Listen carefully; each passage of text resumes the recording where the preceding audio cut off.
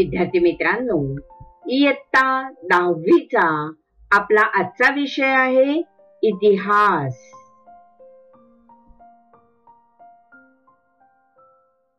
अभ्यासणार आहोत इतिहास लेखन पाश्चात्य परंपरा भाग 2। इतिहास लेखन पाश्चात्य परंपरा क्षमता विधाने लक्षात घ्या। इतिहास लेखनाची परंपरा स्पष्ट करणे, इतिहास लेखनाचे शास्त्र विकसित होण्यात अनेक पाश्चात्य विचारवंतांचा हातभार लागला हे जाणून घेणे,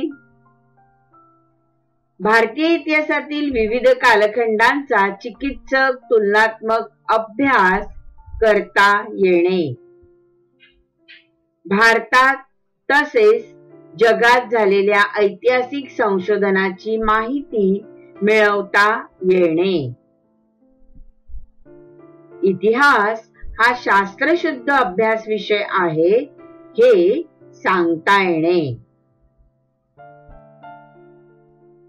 इतिहास लेखन पाश्चात्य परंपरा 1.1 इतिहास लेखनाची परंपरा, 1.2 आधुनिक इतिहास लेखन, 1.3 युरोपमधील वैज्ञानिक दृष्टिकोनाचा विकास आणि इतिहास लेखन, 1.4 महत्वाचे विचारवंत।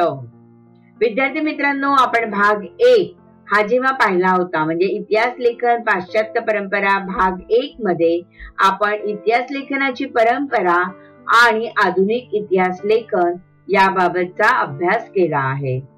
भाग 2 मध्ये आपण युरोपमधील वैज्ञानिक दृष्टिकोनाचा विकास आणि इतिहास लेखन आणि महत्वाचे विचारवंत या 2 मुद्द्यांचा अभ्यास आजच्या भागामध्ये करणार आहोत। आपण पाहूया 1.3 युरोपमधील वैज्ञानिक दृष्टिकोनाचा विकास आणि इतिहास लेखन।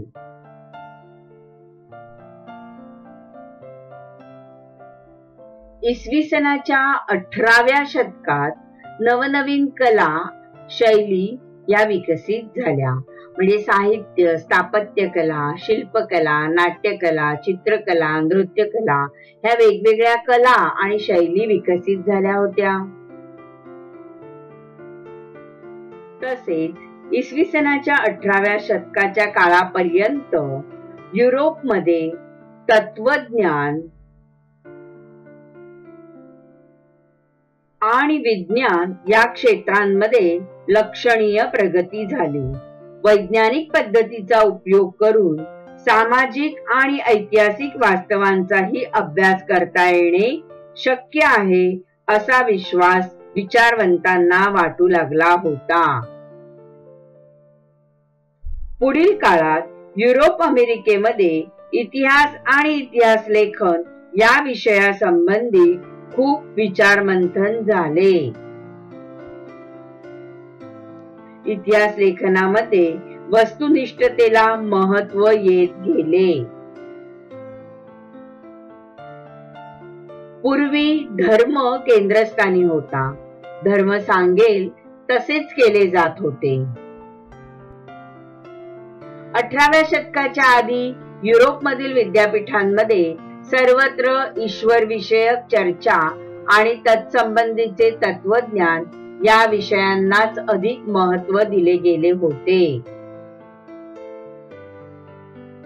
हे चित्र हळूहळू बदलू लागले। माणसाचे स्वातंत्र्य व बुद्धिप्रामाण्य या तत्वांना महत्व प्राप्त झाले। इसवी सन 1737 मध्ये जर्मनीतील गॉटिंगेन विद्यापीठाची स्थापना झाली। या विद्यापीठात प्रथमच इतिहास या विषयाला स्वतंत्र स्थान प्राप्त झाले। त्या पाठोपाठ जर्मनीमधील इतर विद्यापीठेही इतिहासाच्या अभ्यासाची केंद्रे बनली।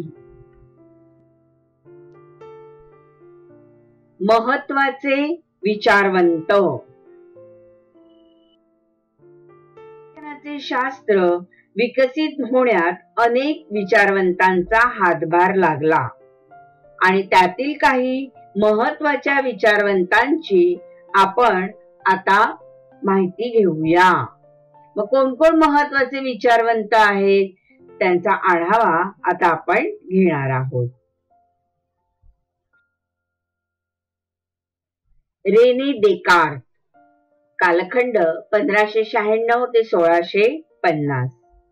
इतिहास लेखनासाठी वापरल्या जाणाऱ्या ऐतिहासिक साधनांची, विशेषतः कागदपत्रांची विश्वासार्हता तपासून घेणे आवश्यक आहे असे मत आग्रहाने मांडले जात होते आणि त्यामध्ये रेने देकार्त हा फ्रेंच तत्वज्ञ अग्रभागी होता. त्याने लिहिलेल्या डिस्कोर्स ऑन द मेथड या ग्रंथातील एक नियम शास्त्रशुद्ध संशोधनाच्या दृष्टीने फारच महत्वाचा मानला जातो. एखादी गोष्ट सत्य आहे असे निसंशयरित्या प्रस्थापित होत नाही तोपर्यंत तिचा स्वीकार कदापि करू नये, हा तो नियम होय. व्हॉल्टेअर, कालखंड 1694 ते 1778.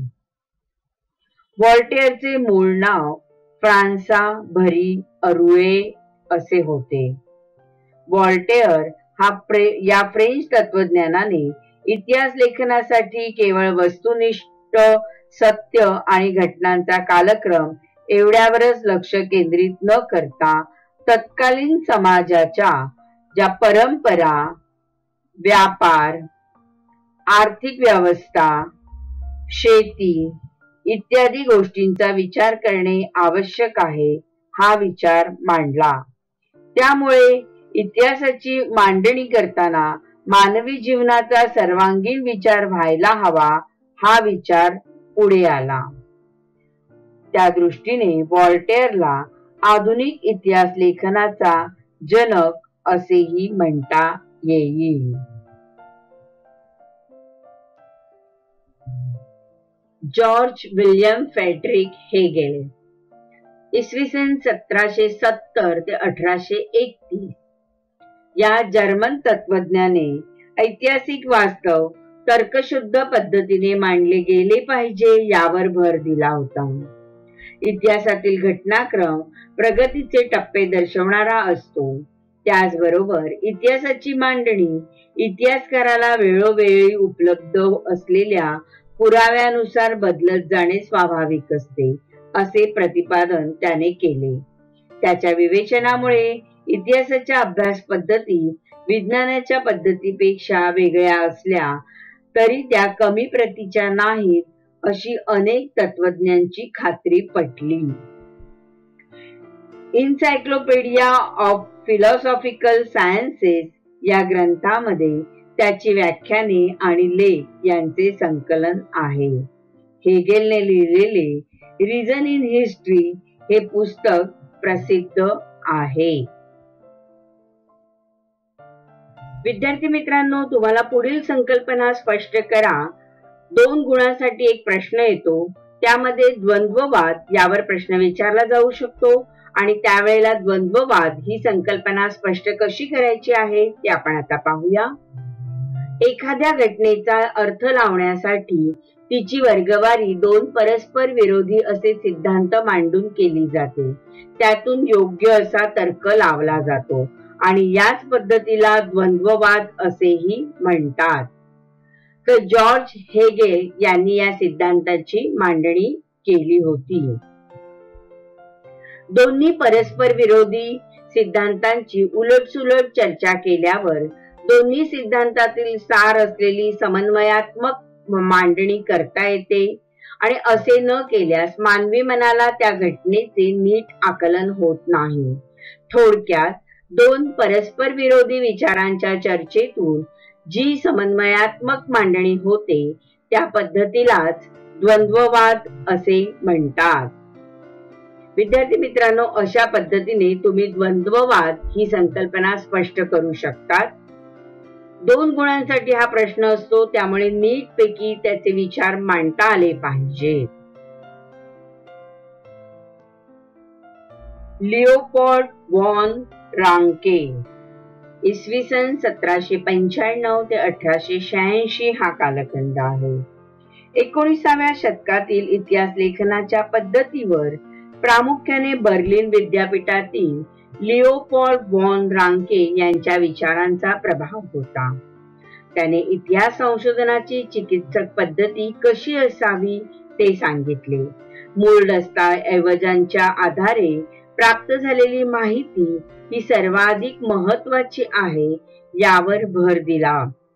तसेच ऐतिहासिक घटनांशी संबंधित असलेल्या सर्व प्रकारची कागदपत्रे आणि दस्तऐवज यांचा कसून शोध घेणे अत्यंत महत्वाचे असल्याचे त्याने सांगितले.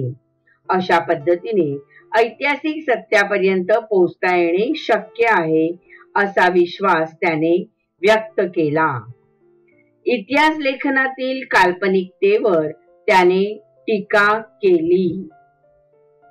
त्याने जागतिक इतिहासाच्या मांडणीवर भर दिला आणि the theory and practice of history, कुठला ग्रंथ आहे त्याचा बघा, the theory and practice of history आणि the secret of world history या ग्रंथांमध्ये त्याच्या विविध लेखांचे संकलन केलेले आहे.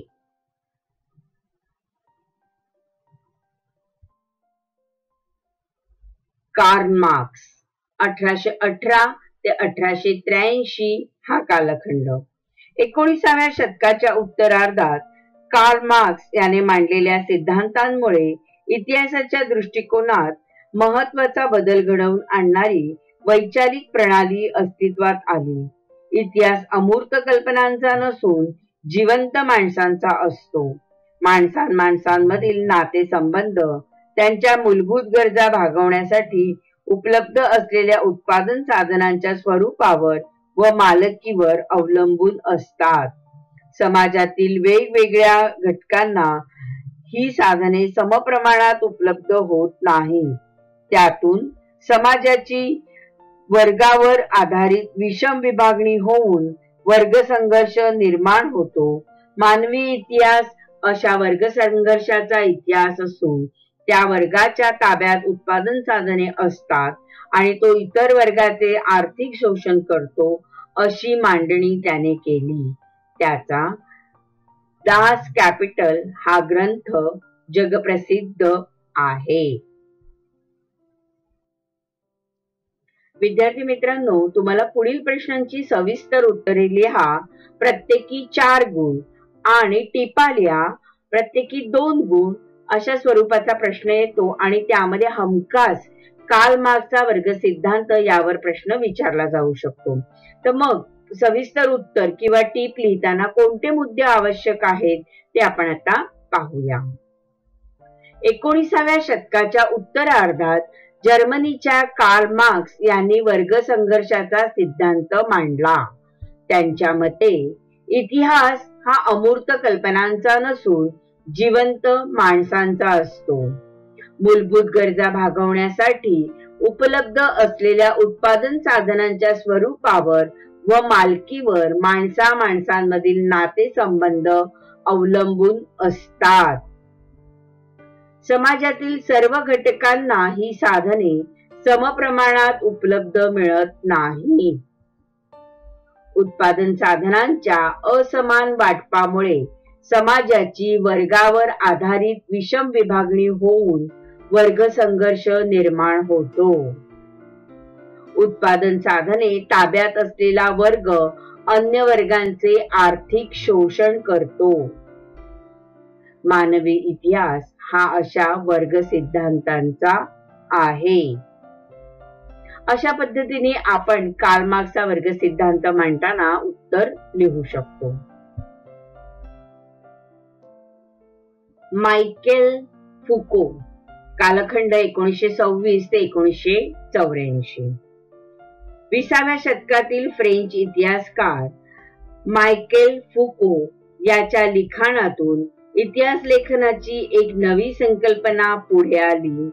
त्यांच्या आर्केओलॉजी ऑफ नॉलेज या ग्रंथामध्ये त्याने इतिहासाची कालक्रमानुसार अखंड मांडणी करण्याची पद्धत चुकीची आहे असे प्रतिपादन केले.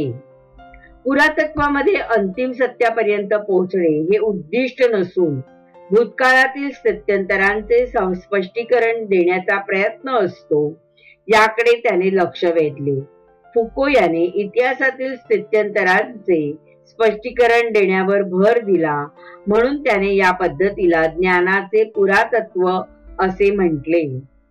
इतिहासकारांनी पूर्वी विचारात न घेतलेल्या मनोविकृती, वैद्यकशास्त्र, तुरुंग व्यवस्था यांसारख्या विषयांचा त्याने इतिहासाच्या दृष्टीने विचार केला. स्त्रीवादी इतिहास लेखन. स्त्रीवादी इतिहास लेखन विशेष करण्याची गरज का बरं भासली असेल? तर आपल्या भारतातच नव्हे तर पाश्चिमात्य देशातही स्त्रियांवर अन्याय होत होते आणि म्हणूनच स्त्रियांनी आवाज उठवला होता. म्हणजे स्त्रियांच्या आयुष्याशी निगडीत विविध पैलूंवर विचार करणारे संशोधन करणे आवश्यक होते. सीमा दुबो या फ्रेंच विदुषीने स्त्रीवादाची मूलभूत भूमिका सर्वात प्रथम मांडली.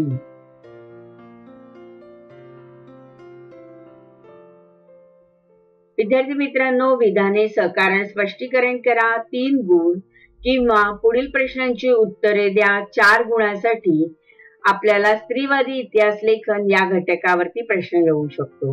मग या घटकावरती असलेला प्रश्नाचं उत्तर लिहिताना मुद्दे कसे असावेत ते पहा. स्त्रीवादी इतिहास लेखन म्हणजे काय या प्रश्नाचं उत्तर लिहिताना आपण मुद्दे मांडणार आहोत. स्त्रीवादी इतिहास लेखन म्हणजे स्त्रियांच्या दृष्टिकोनातून केलेली इतिहासाची पुनर्रचना होय.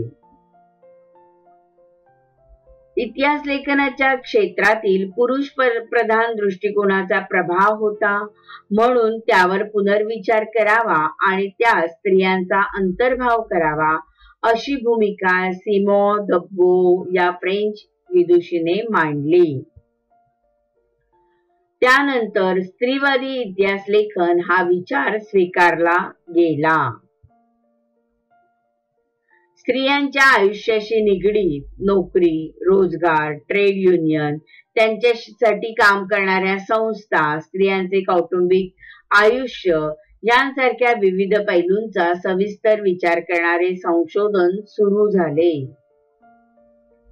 1990 नंतर स्त्री हा एक स्वतंत्र सामाजिक वर्ग मानून इतिहास लिहिण्यावर भर दिला जाऊ लागला. या दृष्टिकोनालाच स्त्रीवादी इतिहास लेखन असे म्हणतात. विद्यार्थी मित्रांनो, स्त्रीवादी इतिहास लेखन म्हणजे काय या प्रश्नाचं उत्तर लिहिताना हे सगळे मुद्दे जर तुम्ही सविस्तरपणे लिहिले तर तुम्हाला 4 पैकी 4 गुण अवश्य मिळतील. विद्यार्थी मित्रांनो, संकल्पना स्पष्ट करा 2 गुणांचा प्रश्न असतो आणि यामध्ये ॲनल्स प्रणाली ही संकल्पना तुम्हाला स्पष्ट करायची आहे. त्यावेळेला त्याचे मुद्दे कसे मांडावे ते पहा.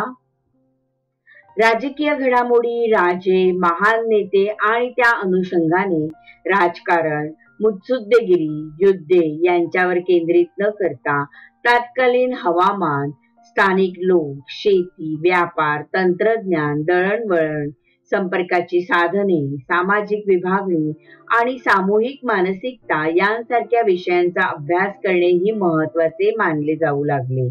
या विचार प्रणालीलाच ॲनल्स प्रणाली असे म्हणतात. ॲनल्स म्हणजेच वार्षिक इतिवृत्त. घटना ज्या काळात घडली तिचा केवळ राजकीयच नव्हे तर तत्कालिक सामाजिक, आर्थिक इत्यादी सर्वांगाने अभ्यास केला पाहिजे असे मानणारी ॲनल्स प्रणाली फ्रेंच इतिहासकारांनी प्रथम विकसित केली. विद्यार्थी मित्रांनो, आपण अशा पद्धतीने ॲनल्स प्रणाली ही संकल्पना स्पष्ट करू शकतो. विद्यार्थी मित्रांनो, आधुनिक इतिहास लेखनाची व्याप्ती अशा रीतीने सतत विस्तारत गेली. साहित्य, स्थापत्य, शिल्पकला, चित्रकला, संगीत कला, नृत्यकला, नाट्यकला, चित्रपट निर्मिती, दूरदर्शन यांसारख्या विविध विषयांचे स्वतंत्र इतिहास लिहिले जाऊ लागले.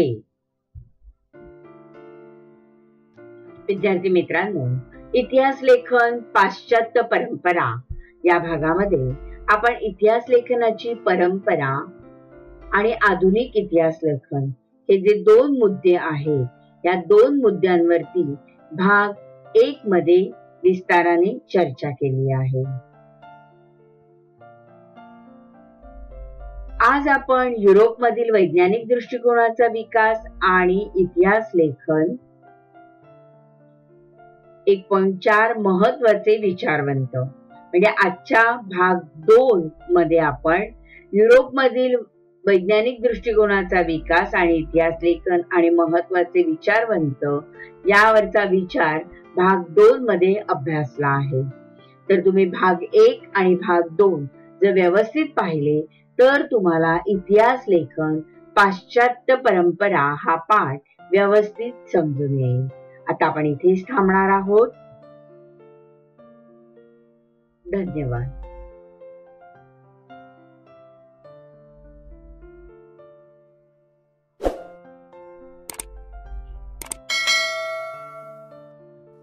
विद्यार्थी मित्रांनो, कसा वाटला तुम्हाला आजचा पाठ? तुम्हाला माझा पाठ नक्कीच आवडला असेल तर तुम्ही माझं चॅनल सबस्क्राईब करा. आणि हो, तुम्हाला माझ्या पाठाचे सर्वात अगोदर नोटिफिकेशन मिळवायचं असेल तर बेल आयकॉनला क्लिक करा आणि तुमच्या प्रतिक्रिया खाली दिलेल्या कमेंट बॉक्समध्ये नक्कीच लिहा. आता आपण इथेच थांबणार आहोत. धन्यवाद.